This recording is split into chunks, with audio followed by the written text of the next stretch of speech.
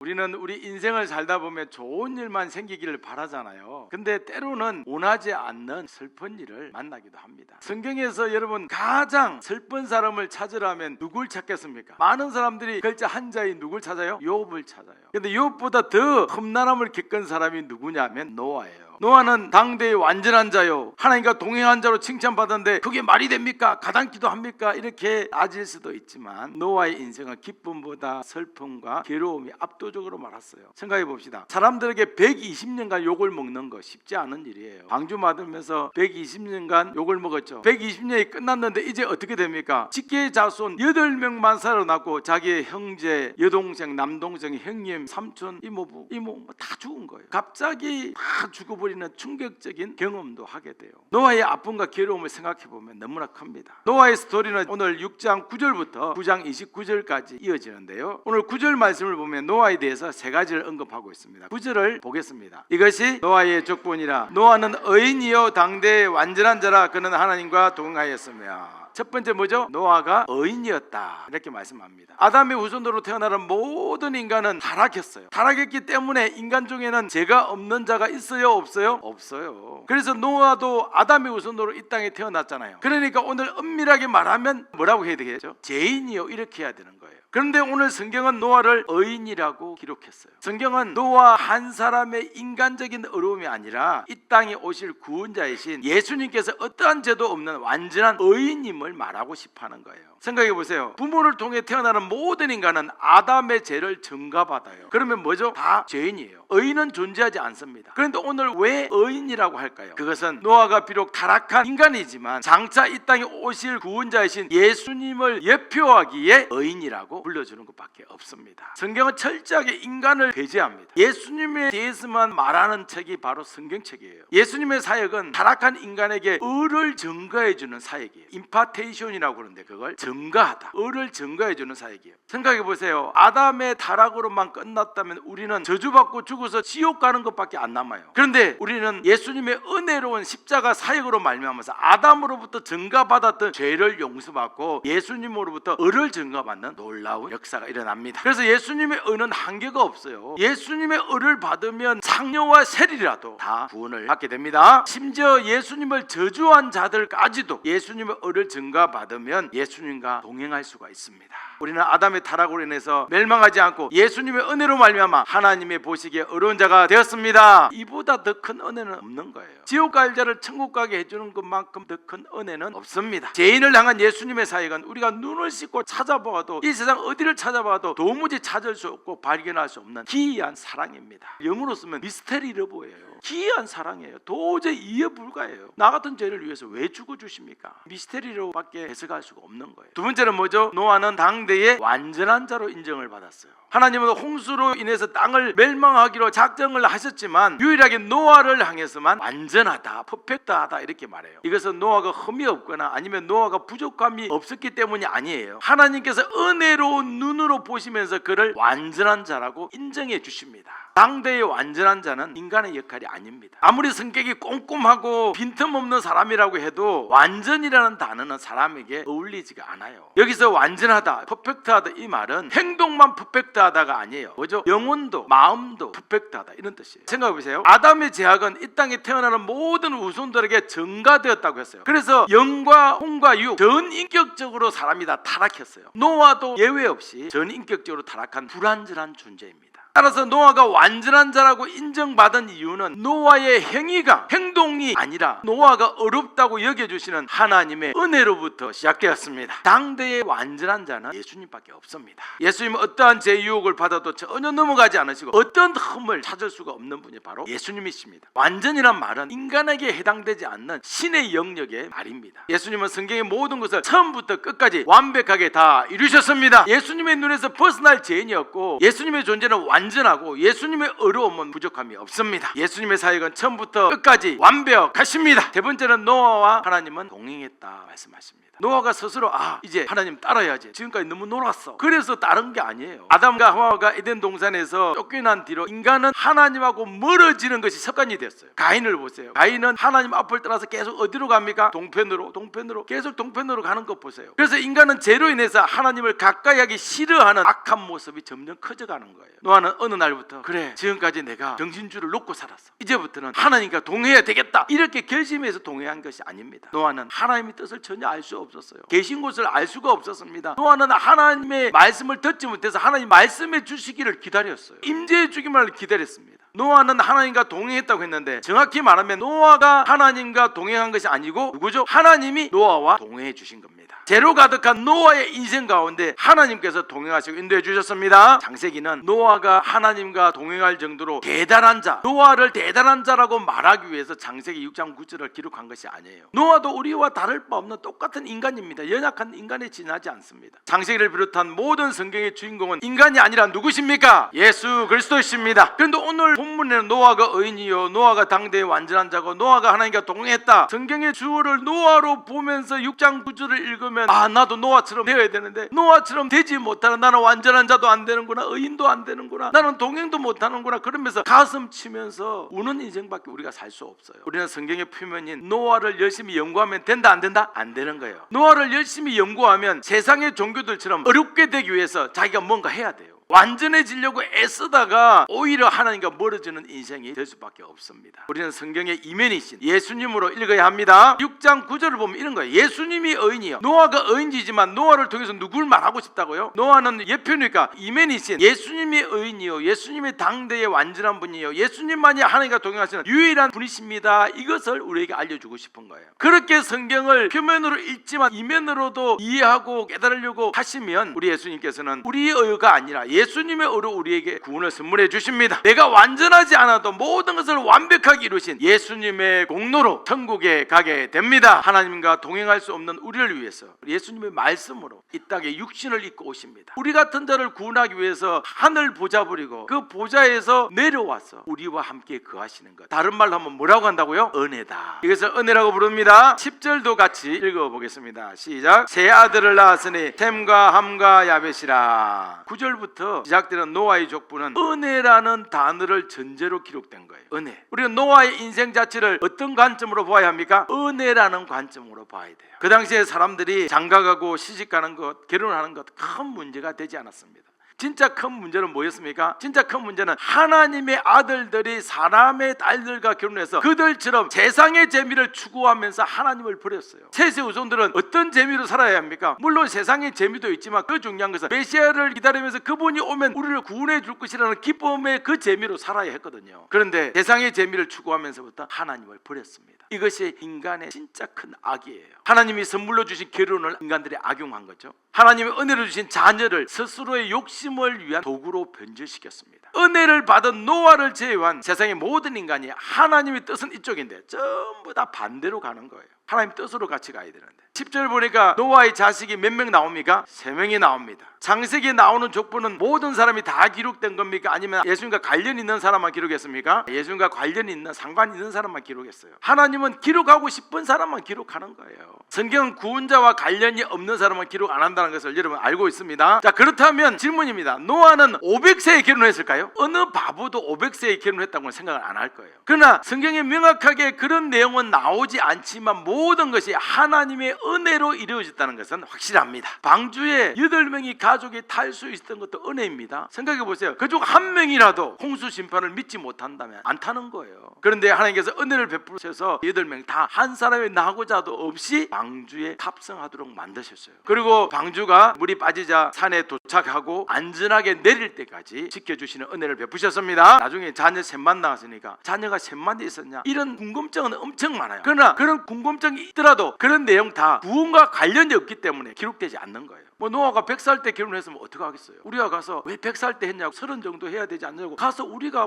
따질 수도 없어요. 그러니까 모든 것은 무엇으로 됐다? 은혜로 진행됐다는 거예요. 자, 예수님을 생각해 보겠습니다. 예수님의 어머니는 누구죠? 마리아예요. 예수님은 마리아를 통해서 이 세상에 오셨습니다. 그러면 그 예수님 어머니 마리아의 자격 조건이 다른 여자들보다 뛰어났기 때문일까요? 그럼 그 아버지 요셉, 육신의 아버지 요셉은 뭐가 대단해서 하나님이 눈에 띈 걸까요? 그건 아니죠. 요셉의 직업은 목수였어요. 그 당시에 목수 제일 하층민 중에 하나였어요. 제일 직업 중에 안 좋은 것이 똥프, 두 번째 안 좋은 게 양치기, 그 다음 계위로 올라가는 게 어부, 그 다음에 목수, 이렇게 나가는 거예요. 목사라는 직업 너무너무 좋지 않은 직업이었어요. 근데 목사하고 결혼하는 마리아도 이 남자와 결혼할 정도면 신분이 어떤 정도인지 아시겠죠? 이들이 예수님의 부모가 될 수 있었던 결정적인 이유는 뭡니까? 은혜입니다. 그래서 은혜가 뭡니까? 은혜란 시작, 은혜란 인간의 노력이 아니라 하나님의 사랑과 긍휼에 들어있는 놀라운 역사입니다. 아멘. 은혜 속에는 하나님의 사랑과 하나님의 긍휼이 여기심이 들어있다는 거예요. 우리를 보십시다. 우리가 예수님을 믿을 수 있었던 이유도, 내가 예수님을 떠날 수밖에 없던 이유가 수만 가지지 않습니까? 수만 가지예요. 세상의 유혹이 얼마나 많습니까? 내가 예수를 떠날 수밖에 없는 수만 가지 원인 속에서도 여전히 오늘 우리가 구원의 여정을 걸어가고 있는 이유도, 또 수많은 재미가 넘치는 세상 속에 살면서도 예수님을 사랑할 수 있는 그 이유도 모두 누구 때문이라고요? 예수님의 은혜 때문이에요. 물어봅니다. 우리를 믿음의 반열에 붙잡아 주시는 분은 누구십니까? 구원의 여정을 담대하게 걸어가게 하시는 분도 누구십니까? 아멘. 우리 11절 12절을 보겠습니다. 그때 온 땅이 하나님 앞에 부패하여 포악함이 땅에 가득한지라. 하나님 보신 저 땅이 부패하였으니 이는 땅에서 행위가 부패함이었더라. 아멘. 11절에서 온 땅이 하나님 앞에서 부패하고 포악함이 땅에 가득했다 말씀합니다. 아담에서 가인의 후손이 나왔죠. 근데 아벨의 후손이 나와야 되는데 아벨이 죽고 셋이 등장해서 셋이 아담의 하나님 형상을 담은 후손으로 지나가요. 그래서 거의 80% 이상을 가인의 후손이에요. 셋의 후손은 많이 없어요. 한 20-30%밖에 안 돼요. 그런데 가인의 후손은 세상의 재미에 푹 빠졌어요. 그렇다고 가인의 후손만 세상의 재미에 빠졌나? 그런 게 아니에요. 셋의 후손도 여전히 세상의 재미에 빠져서 살 수밖에 없는 연약한 인간이었어요. 셋의 후손이라고 해서 가인의 후손들보다 태어날 때부터 갑자기 생각이 한계가 있어서 악은 10%밖에 생각하지 못하고 선만 생각하는 그런 뇌로 만들어지지 않았다는 거예요. 똑같이 인간으로 만들어졌다는 거예요. 오히려 가인의 후손보다 셋의 후손이 더 악한 생각을 많이 한 사람도 있어요. 셋의 후손은 부패하고 죄를 지을 때마다 뭘 드렸어요? 그 사람들은 제사를 드렸어요. 예배를 드리는 거죠. 제사하니까 우리나라 제사하고 개념이 다른 거예요. 그들은 꼭 동물을 죽여서 피를 흘려서 내 죄를 위해서 동물이 죽었다, 진짜 메시아가 오시면 제물로 오셔서 내 죄가 용서받는다, 그걸 믿는 거예요. 그 예배를 드릴 때마다 메시아 오심을 예배드리고 기다리고 회개할 때마다 죄를 용서해 줬어요. 놀랍죠? 엄청 죄를 짓다가도 예배 드릴 때마다 죄를 용서해 줬어요. 놀랍습니다. 그러면 그 셋의 후손들이 거룩하고 잘나서 죄를 용서해 준 것입니까? 그거 전혀 아니에요. 오직 전적인 하나님의 은혜 때문에 죄를 용서해 준 거예요. 그런데 셋의 후손들은 가인의 후손들과 같이 함께 섞여 살면서 하나님을 완전히 잊어버렸어요. 자, 하나님을 완전히 잊어버렸다고 해서 제사를 드렸을까요? 안 드렸을까요? 드렸어요. 맞아요. 제사를 드렸어요. 이게 더 충격적이지 않습니까? 하나님을 잊어버렸으면 제사를 안 드려야 되는데 제사를 드렸어요. 그럼 제사를 드리면서 무엇을 했느냐? 제사의 목적이 완전히 바뀐 거예요. 제사의 목적이 어느 후손을 따라갔습니까? 가인의 후손을 따라간 거예요.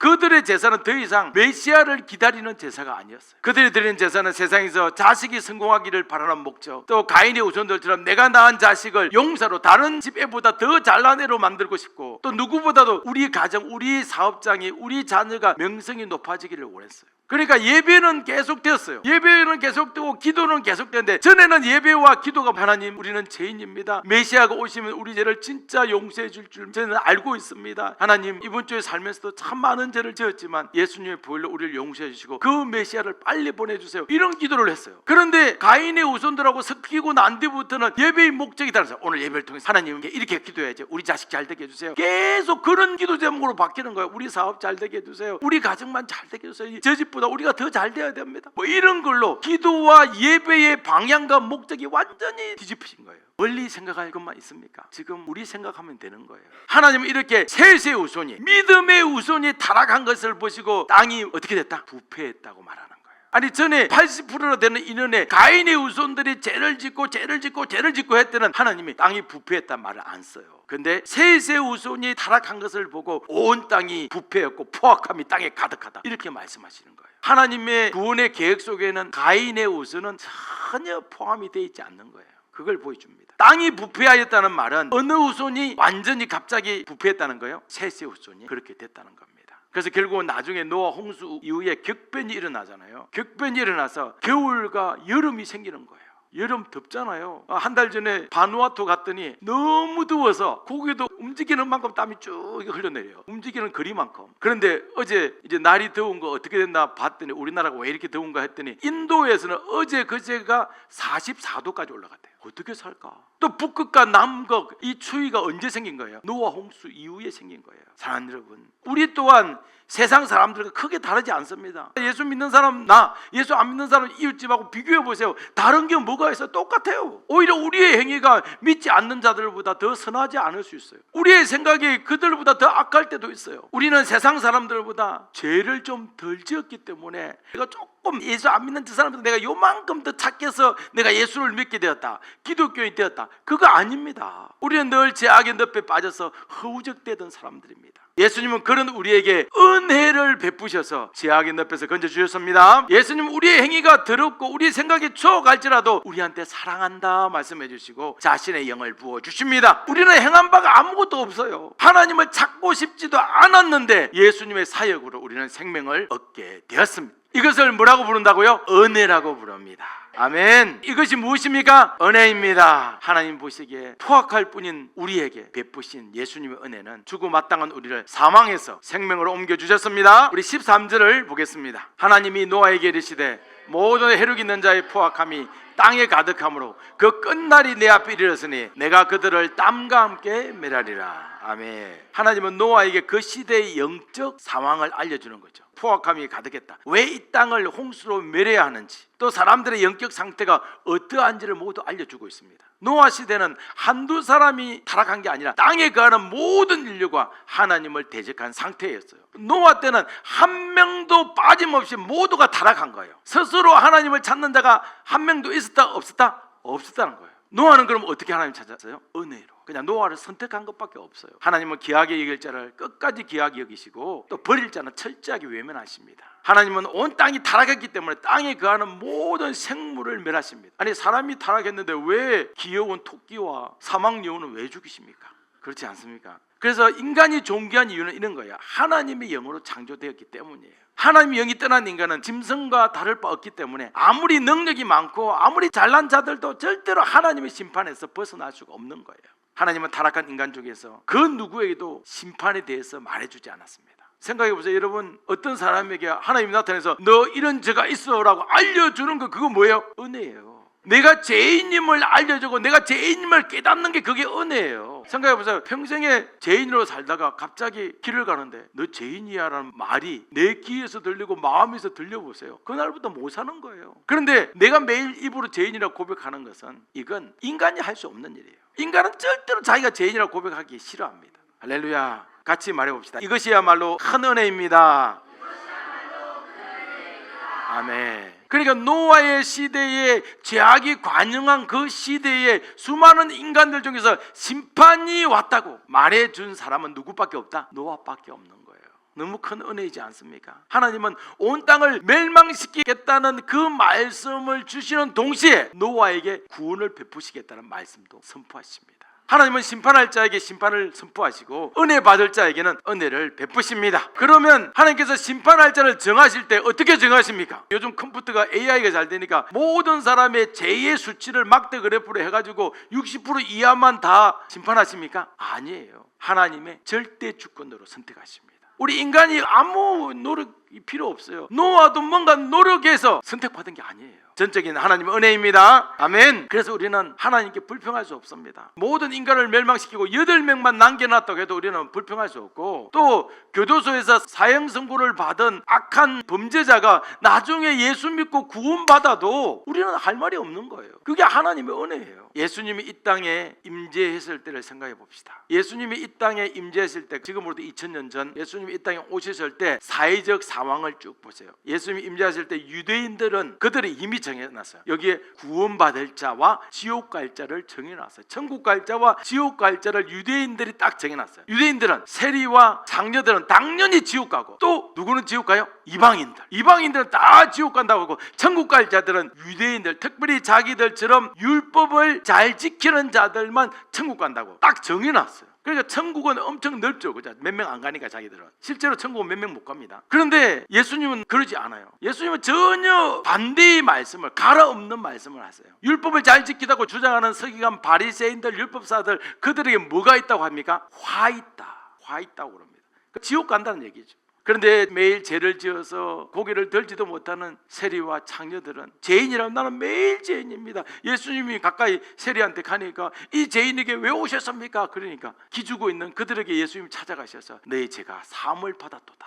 할렐루야. 예수님은 성가학의 유일한 기준이시기 때문에 누구도 그분의 판단을 부정할 수 없습니다. 예수님이 구원하기로 작정하셨으면 그가 누구라도 은혜를 받게 됩니다. 하지만 예수님이 버리기로 작정했다면 그가 아무리 율법을 잘 지키고 그가 아무리 뛰어난 바리새인이라고 할지라도 심판을 면하지 못하게 됩니다. 그래서 예수님께서 죄 있다고 하시면 어떤 선한 자도 죄인이 되고, 예수님이 죄가 없다고 하시면 어떤 악인도 어려운 자가 됩니다. 아멘. 사랑하는 여러분, 우리는 예수님에 대한 믿음을 내 스스로 가질 수 없어요. 우리는 내 안에 죄성으로 가득하기 때문에 하는 일마다 악으로 가득하고 하는 일마다 하는 계획마다 다 나쁩니다. 세상 모든 인간은 전적으로 타락했습니다. 그래서 하나님을 마음에 두기 싫어합니다. 우리도 그렇잖아요. 하나님을 마음에 두기 싫어합니다. 또한 우리도 마찬가지로 하나님과 가까이 할 수 없는 영혼을 소유한 자들이에요. 그렇게 예수님은 모든 인간이 타락해서 하나님을 모를 때 세상의 잘난 자들 다 심판하시고 아무런 재주 없고 아무 능력 없는 우리를 향해서 또 제사함의 은혜를 선포해 주십니다. 아멘. 그래서 하나님은 우리에게 어떻게 하십니까? 스스로 내가 죄인임을 깨닫지 못하는 우리에게 스스로 회개할 수 있도록 때로는 어려움도 주시고, 때로는 우리 안에 있는 죄악도 볼 수 있는 눈도 허락하십니다. 예수님께서 노아에게 말씀하신 것처럼 이 땅의 포악함이 매우 커요. 택한 자들을 사랑하기 때문에, 이 포악함은 크지만 택한 자들을 사랑하기 때문에 이 땅에 새로운 부흥의 역사를 일으켜 주십니다. 우리에게 부흥을 주시는 분은 누구입니까?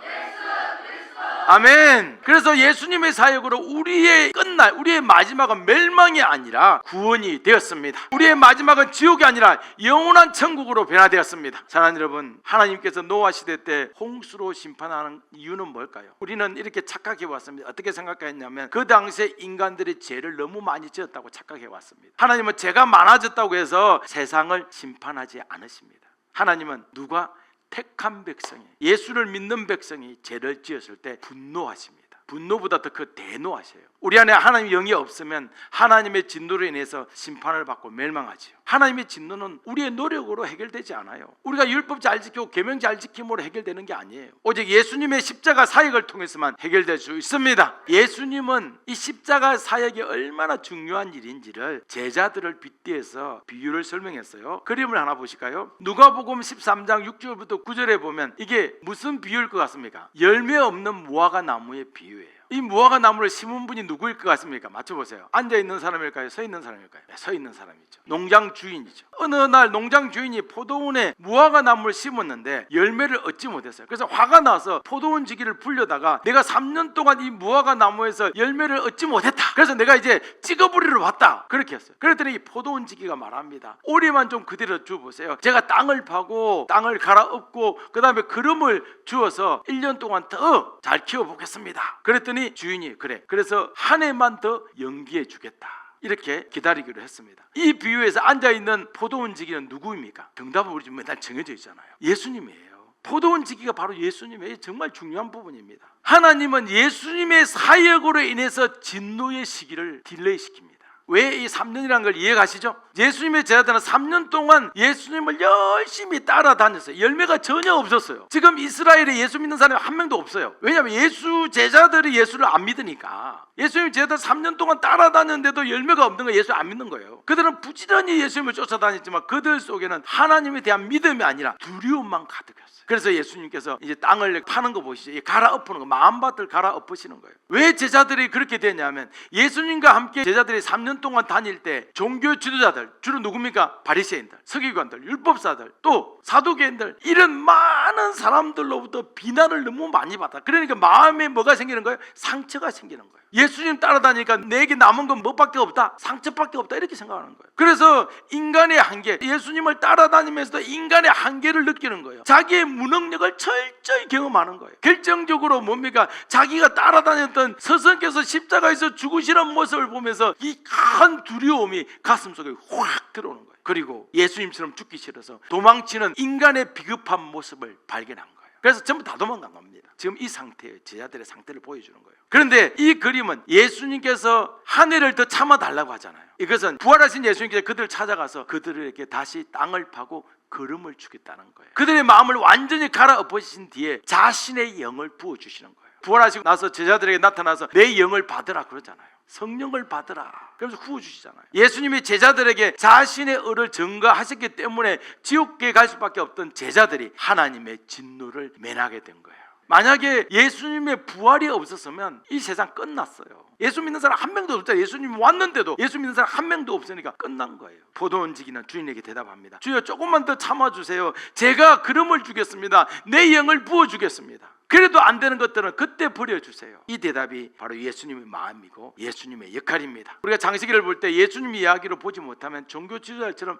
예수님 죽이는 자 됩니다. 예수님은 구약에서 예언된 말씀을 이루실 때, 신약에서 이룰 때 표면으로 이루세요, 이면으로 이루세요? 이면으로 이루십니다. 표면 그대로 이루지 않습니다. 자, 예를 들어서 이런 거예요. 그래서 예수님은 표면을 이야기했는데 이면으로 이루시니까 바리새인들과 율법사들이 화가 나서 예수님을 죽이려고 하는 거예요. 대표적인 것이 이 그림을 하나 보시죠. 이게 뭡니까? 성전이에요. 성전. 지금 성전이 뭐 하고 있습니까? 불타고 있어요. 성전이 무너지고 있어요. 이스라엘 백성들에게는 성전이 매우 중요했습니다. 유다가 멸망하면서 바벨론에서 성전이 완전히 다 무너지고 있어요. 저기 메노라 뺏어가는 거죠. 황금이니까 뺏어가는 거예요. 일곱 황금초 때 금이니까 누가 뺏어가고 있어요. 지금 다 탈취당하는 모습이에요. 인간의 죄악 때문에 성전이 무너지고 백성들 바벨론을 끌려갔어요. 그래서 성전이 무너지는 것은 누구의 멸망이다? 민족의 멸망이다. 이게 머릿속에 박힌 거예요. 반대로 이제 성전이 세워질 때는 상황이 달라집니다. 솔로몬이 성전을 완공했을 때는 어떤 일이 일어났습니까? 민족이 부흥하는 역사가 일어났잖아요. 에스라와 스룹바벨이 성전을 지을 때, 다시 재건할 때 이스라엘이 다시 한번 부흥이 시작되었어요. 그런데 예수님은 오셔서 뭐라고 했죠? 이 성전을 헐라. 충격적이에요. 이 성전을 헐라, 이 말은 무슨 말이에요? 다른 말로 하면, 표면적으로 하면 유대인은 망해야 된다. 기분 좋습니까? 안 좋습니까? 안 좋죠. 유대인은 망해요. 유대인 나하고 관련은 없으니까. 근데 실제로 내 이름을 대고 너네 집은 망해야 된다. 이렇게 해보세요. 당장 현실적 타격감이 달라요. 근데 유대인들은 타격감이 엄청나게 컸어요. 바보들 아니에요. 3일 만에 일으키리라. 이게 그냥 웃는 소리로 넘겨도 될 문제예요. 그렇지 않습니까? 무너뜨리라. 무너뜨리는데 며칠 만에 무너뜨리겠어요. 그 3일 만에 어떻게, 이게 말도 안 되는 이야기인데 유대인에게 무너지지 않아야 성벽이 무너져야 된다고 그러니까 이렇게 하는 거예요. 예수님이 말씀하신 성전은 뭡니까? 자신의 몸이에요.